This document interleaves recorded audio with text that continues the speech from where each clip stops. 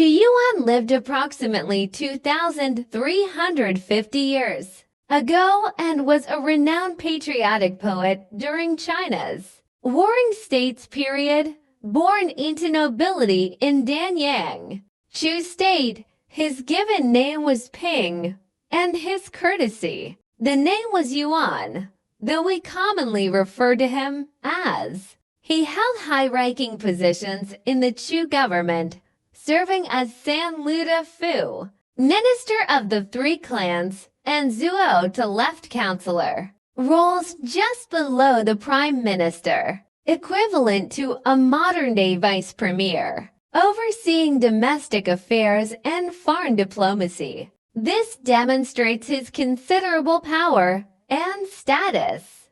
However, his advocacy for resisting the Qin state and promoting talented individuals provoked resentment and exclusion from other nobles. Amid political struggles, Kuyuan was demoted and exiled.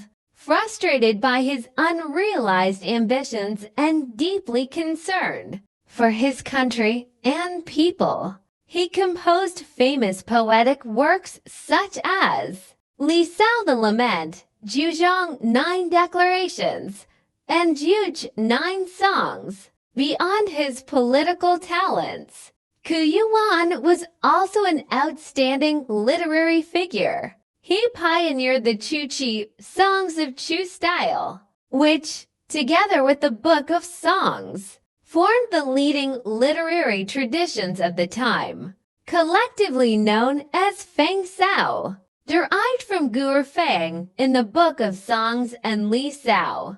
Ironically, the modern understanding of Feng Sao often carries a derogatory connotation. One wonders what Kuyuan would think if he knew this. Note: coquettish is translated as Feng Sao, with an explanation of its classical literary significance versus its modern negative usage. In 78 BCE, the renowned King General Bai Qi led his army to capture Ying, the capital of the Chu state, leading to its downfall. Upon hearing this devastating news, Kuyuan was overcome with grief. On the 5th day of the 5th lunar month, he clasped a large stone and threw himself into the Maluo River, ending his life.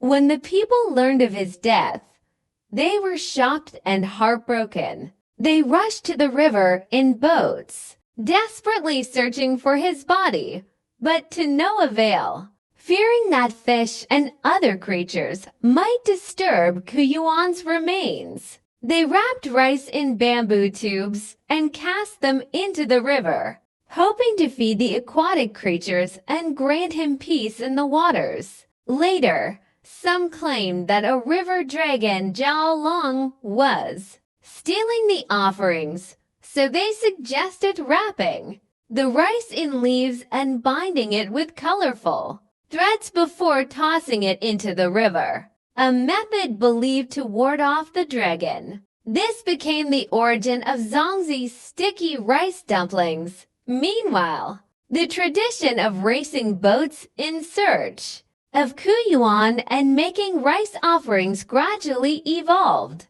into the Dragon Boat Festival's iconic dragon boat races. Note: key cultural terms like Zongzi and Jiaolong are retained in pinyin with explanations for clarity to commemorate the great patriotic poet and ensure his spirit lives on forever.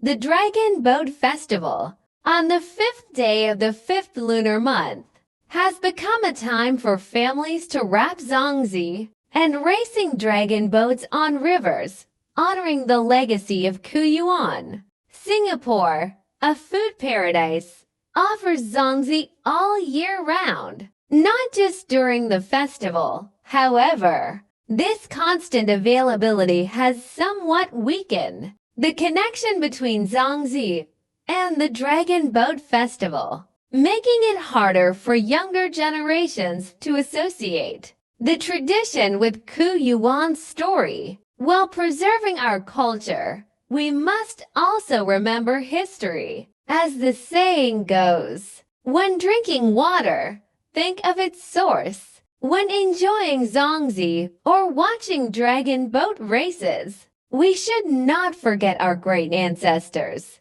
Let us use this festival to pay tribute to Kuyuan, learning from his patriotism and noble character. May we also embody his self-sacrificing spirit, remaining loyal to our nation and devoted to society, cherishing love for our country and people. His, I believe, is the ultimate purpose of celebrating this festival. Over 2,000 years, Zongzi has evolved across different regions. In Singapore, we can find varieties like, my personal favorite is the dried shrimp Zongzi, spicy, fragrant, and simpler to make than the Hokkien 5-spice meat version. Zongzi is not exclusive to Chinese culture.